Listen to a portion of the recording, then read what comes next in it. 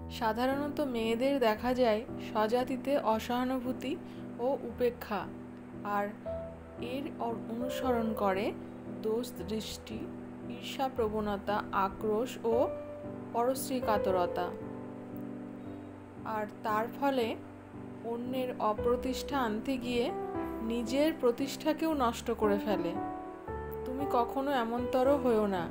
অন্যায়কে অনাদর করে বোধ ও অবস্থার দিকে তাকিয়ে সহানুভূতি ও সাহায্যপ্রবণ হয়েও।